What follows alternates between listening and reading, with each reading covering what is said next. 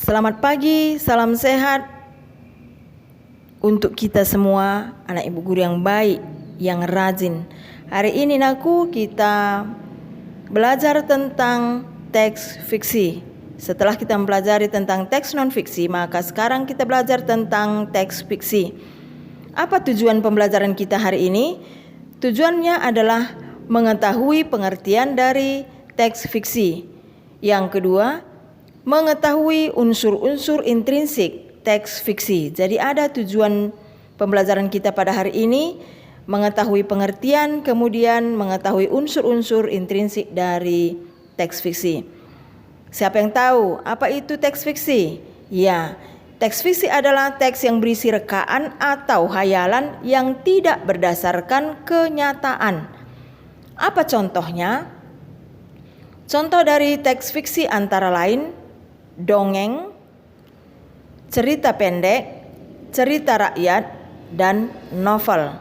Cerita rakyat sering kamu baca itu tentang Malin Kundang, terjadinya Danau Toba, dan lain sebagainya. Itu contoh teks fiksi. Teks fiksi merupakan teks yang berisi cerita tidak nyata, fiktif atau hayalan pengarang.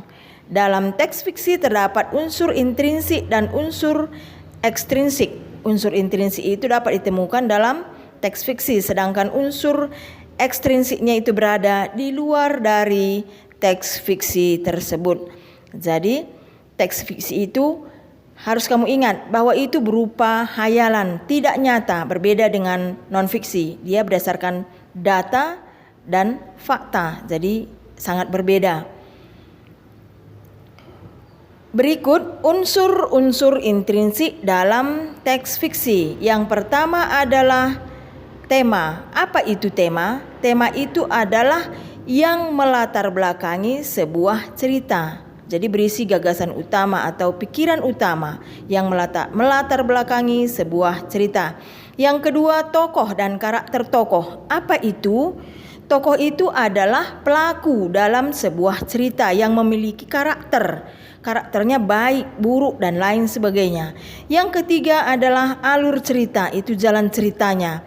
Dia bisa dibagi 3, alur maju, alur mundur, dan alur gabungan. Maksudnya gabungan itu maju kemudian mundur. Nah, ini 3. Yang keempat adalah latar.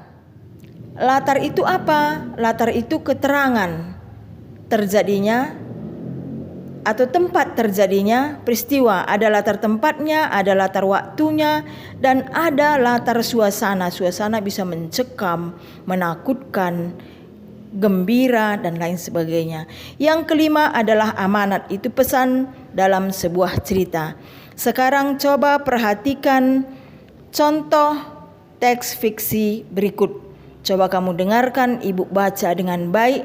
Nanti sesudah dimengerti, ibu jelaskan dan kita akan mengerjakan tugas. Terseret arus. Aku tinggal di pedesaan.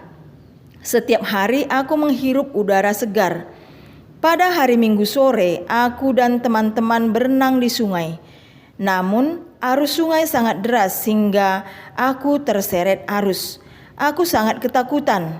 Untungnya, aku sempat ke tepi dan berpegangan pada rumput yang tumbuh di pinggir sungai. Arus sungai yang sangat deras membuatku terseret lagi.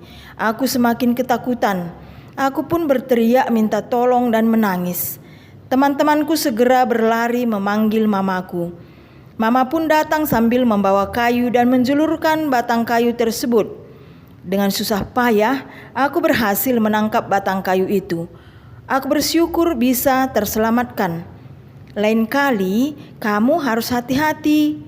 Jangan berenang di sungai kalau arusnya sedang deras, nasihat mama.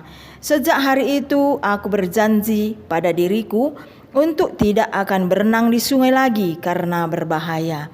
Nah, anak ibu guru, dari cerita yang sudah ibu baca ini tadi, maka kita akan melihat temanya adalah terseret arus sungai. Siapakah tokohnya? Tokohnya adalah Dwi.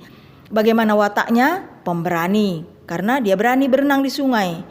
Latarnya Kejadiannya tersebut di sebuah desa.